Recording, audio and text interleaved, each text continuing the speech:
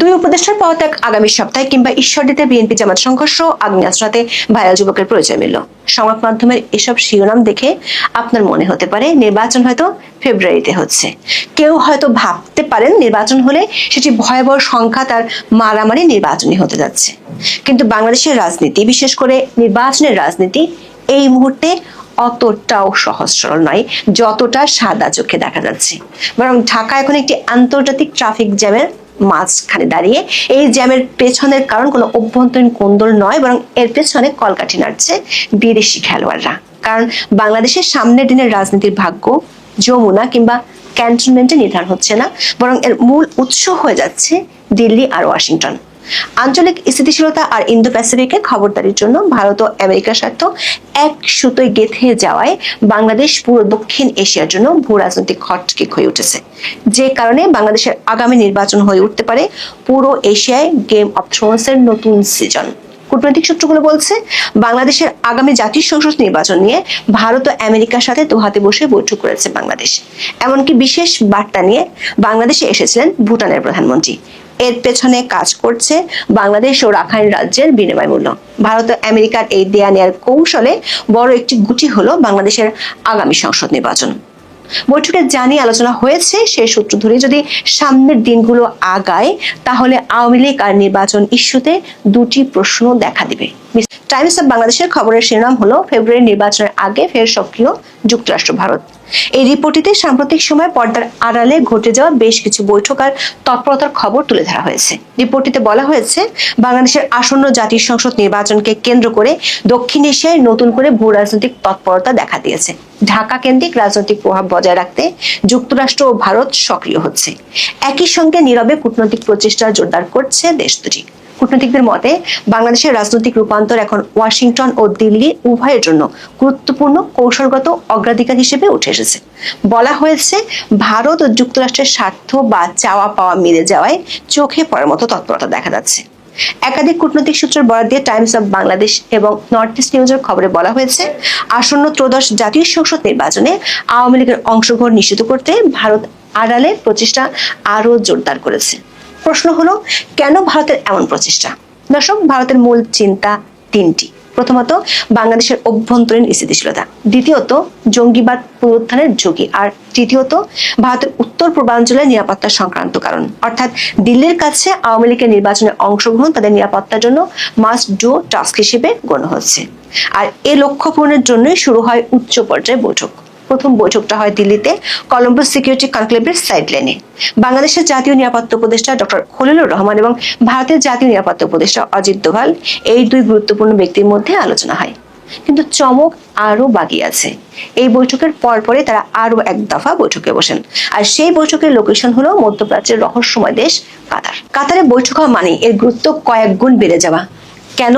কারণ এই বৈঠকটি শুধু ভারত বা বাংলাদেশের মধ্যেই সীমাবদ্ধ ছিল না। দোহা বৈঠকের আলোচনা পরিচালনা করেন এমন একজন ব্যক্তি, যিনি আলোচনার পরিবেশকে আরো আকর্ষণীয় করে তুলেছেন। তিনি হলেন কাতারের আমিরি দেওয়ানের প্রধান আব্দুল্লাহ বিন মোহাম্মদ বিন মোবারক আল খুলাইফি। এই খুলাইফি যুক্তরাষ্ট্রের সঙ্গে কাতারের নিরাপত্তা সহযোগিতা জোরদারে ভূমিকার জন্য সিআইএ এর জর্জ টেনেট মেডেলে ভূষিত হয়েছেন। যখনই কোনো আলোচনায় সিআইএ মেডেল জয়ী একজন মধ্যস্থতাকারী থাকেন, তখনই বোঝা যায় আলোচনাটি মোটেও আঞ্চলিক পর্যায়ে নেই, এটি পুরোপুরি আন্তর্জাতিক নিরাপত্তা এজেন্ডায় চলে গেছে। আরো গুরুত্বপূর্ণ বিষয় হলো, টাইমস অফ বাংলাদেশ এবং নর্থ ইস্ট নিউজের খবরে বলা হয়েছে, দোহা বৈঠকে যুক্তরাষ্ট্রের কর্মকর্তারা উপস্থিত ছিলেন। এর মাধ্যমে ওয়াশিংটনও বাংলাদেশের নির্বাচন নিয়ে তাদের বাড়তি আগ্রহের ইঙ্গিত দিয়েছে। বাংলাদেশের পক্ষে বৈঠকে অংশ নেন জাতীয় নিরাপত্তা উপদেষ্টা ডক্টর খলিলুর রহমান। বাংলাদেশের প্রধান উপদেষ্টার দপ্তর থেকে জারি করা জিওতে দেখা যাচ্ছে, খলিলুর রহমান 25 থেকে 28 নভেম্বর কাতারে অবস্থান করছেন। তবে সরকারি আদেশে এই সফরের উদ্দেশ্য নিয়ে কিছু বলা নেই। জিওতে বলা হয়েছে, জনাব খলিলের এই সফরটি সরকারি সফর, মানে অন ডিউটি হিসেবে গণ্য হবে এবং সফরের সব খরচ প্রধান উপদেষ্টার দপ্তর বহন করবে। দর্শক, বিষয়টি অনেকটা সেই বাংলা সিনেমার মতো, যেখানে নায়ক বিদেশে যায় কোনো ব্যবসায়িক কাজে, কিন্তু ভেতরের কাজটা থাকে গোপন প্রেমের সম্পর্ক স্থাপন করা। দোহায় অনুষ্ঠিত বৈঠকের অবস্থাও তাই, যেখানে ব্যবসা হলো নির্বাচন আর গোপন সম্পর্ক হলো ভারত মার্কিন বাংলাদেশ বোঝাপড়া। প্রশ্ন হলো, ভারত ও যুক্তরাষ্ট্র কেন বাংলাদেশকে নিয়ে একসাথে দোহায় বসে আলোচনার টেবিলে বসলো?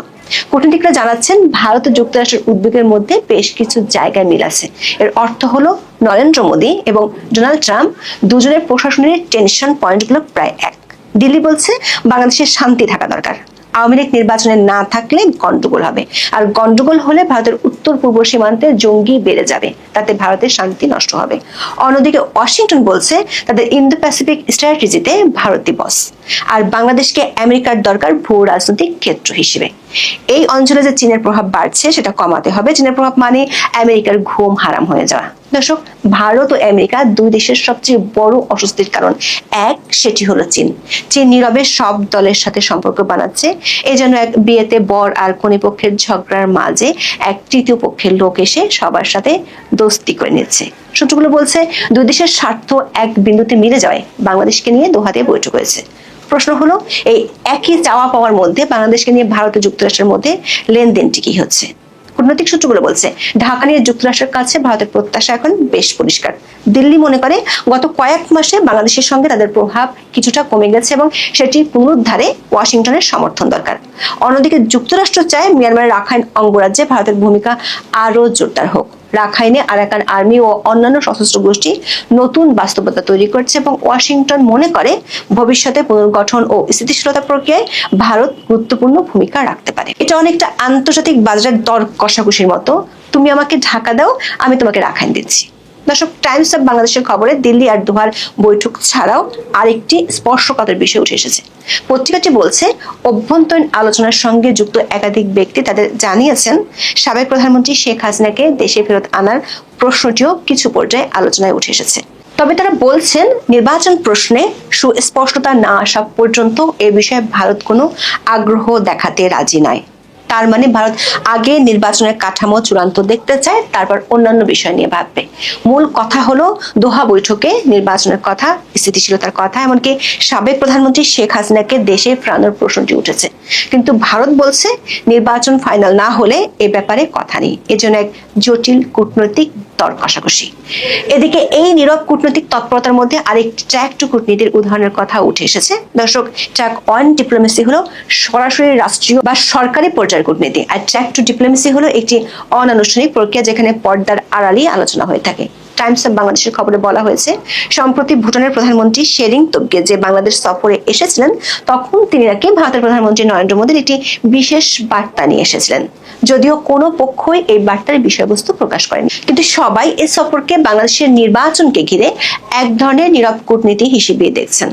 দর্শক, দেখা যাচ্ছে পুরো প্রক্রিয়াটি অনেকটা আন্তঃমহাদেশীয় দাবা খেলার মতো। এক চাল দেওয়া হয় বাংলাদেশে, তার প্রভাব পড়ে ভারত মিয়ানমার সীমান্তে, আর পুরো খেলার পরিচালনা হয় কাতার আর ওয়াশিংটনে বসে। টাইমস অফ বাংলাদেশের খবরটিতে একেবারে শেষে দুটি খুব গুরুত্বপূর্ণ প্রশ্ন ছুড়ে দেওয়া হয়েছে।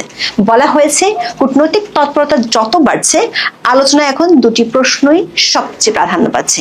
একটি হলো আওয়ামী লীগ কি শেষ পর্যন্ত নির্বাচনে অংশ নেবে, অন্যটি সমঝোতার পরিবেশ তৈরি হলে ফেব্রুয়ারির ভোট কি পেছাতে পারে। দর্শক, গত 12 মে থেকে বাংলাদেশে সরকারের নির্বাহী আদেশে আওয়ামী লীগের কার্যক্রম নিষিদ্ধ আছে। সরকার পক্ষ থেকে মাঝে মাঝে বলা হয় আওয়ামী লীগ আগামী নির্বাচনে অংশ নিতে পারবে না, কিন্তু সম্প্রতি পর্দার আড়ালে পরপর ঘটে যাওয়া বেশ কিছু আঞ্চলিক বৈঠক ভিন্ন বার্তা দিতে শুরু করেছে। দিল্লি চায় আওয়ামী লীগ রাজনীতিতে ফিরে আসুক, আর মিত্র যুক্তরাষ্ট্রের হাতে আছে সুষ্ঠু, অবাধ ও অন্তর্ভুক্তিমূলক নির্বাচনের জন্য চাপ দেওয়ার হাতিয়ার। এ চাপ না মানলে যুক্তরাষ্ট্রে সেই নাইজেরিয়া সিনড্রোম দেখা যেতে পারে, এমন আশঙ্কা করছেন কূটনীতিকরা। দর্শক, নাইজেরিয়া সিনড্রোম হলো যুক্তরাষ্ট্রের সেই স্যাংশন যার ফলে আসতে পারে ভিসা সহ নানা নিষেধাজ্ঞা। কিন্তু প্রশ্ন হলো বাংলাদেশের অন্তর্বর্তী সরকার বলছে ফেব্রুয়ারির প্রথমার্ধে নির্বাচন হবে, ফলে ফেব্রুয়ারি মাস সামনে রেখে প্রস্তুতি চললেও যদি ভারত ও যুক্তরাষ্ট্রের চাপে এমন কোনো সমঝোতা হয় যা আওয়ামী লীগের অংশগ্রহণ নিশ্চিত করে, তাহলে সেই সমঝোতার জন্য সময় দরকার হতে পারে। এখানে ভারত এবং যুক্তরাষ্ট্রের অগ্রাধিকার ভিন্ন। ওয়াশিংটনের কাছে সুষ্ঠু নির্বাচন ও রাজনৈতিক স্থিতিশীলতা যেমন আঞ্চলিক স্বার্থ রক্ষার অংশ, তেমনি ভারতের কাছে অগ্রাধিকার হলো সীমান্ত স্থিতি বজায় রাখা ও চীনের প্রভাব নিয়ন্ত্রণে রাখা। এই দুই অগ্রাধিকারের মধ্যে যে বিন্দুতে সমঝোতা হবে সেটাই নির্বাচনের ভাগ্য নির্ধারণ করবে। দর্শক, ভারত ও আমেরিকার পক্ষ থেকে বার্তাটা পরিষ্কার, সেটি হলো বাংলাদেশের নির্বাচন এখন আর শুধু অভ্যন্তরীণ বিষয় নয়, এটি এখন ইন্দো প্যাসিফিক কৌশলের একটি বড় পরীক্ষা। ভারত চায় তার নিরাপত্তা, যুক্তরাষ্ট্র চায় আঞ্চলিক প্রভাব ধরে রাখতে, এবং এই দুই দেশের সম্মিলিত আকাঙ্ক্ষা হলো চীন যেন এই অঞ্চলে আর কোনো বড় সুবিধা নিতে না পারে। এই পুরো পরিস্থিতিটা অনেকটা এমন যেন আপনি ক্রিকেট খেলা দেখছেন, কিন্তু আম্পায়ার ও মাঠের বাইরে বসা ব্রডকাস্টার মিলে সিদ্ধান্ত নিচ্ছে কোন দল ব্যাটিং এ নামবে। বলা যায় বাংলাদেশের রাজনীতি এখন আর শুধু ৩২ নম্বরের ধানমন্ডি বা পল্টনের খেলার মাঠ নয়, এটি একটি গ্লোবাল দাবা খেলা, যেখানে ঢাকা শুধু একটি পণ বা সৈন্য মাত্র। এই খেলার শেষ চাল কে দিবেন, ওয়াশিংটন, দিল্লি, নাকি শেষ পর্যন্ত ঢাকার জনগণ? সেই উত্তর পেতে চোখ রাখতে হবে আরো কিছু গোপন বৈঠকের দিকে। যদি ভারত যুক্তরাষ্ট্রের ঐক্য বজায় থাকে, তবে বাংলাদেশের রাজনীতিতে বড় ধরনের পরিবর্তন অবশ্যম্ভাবী। আর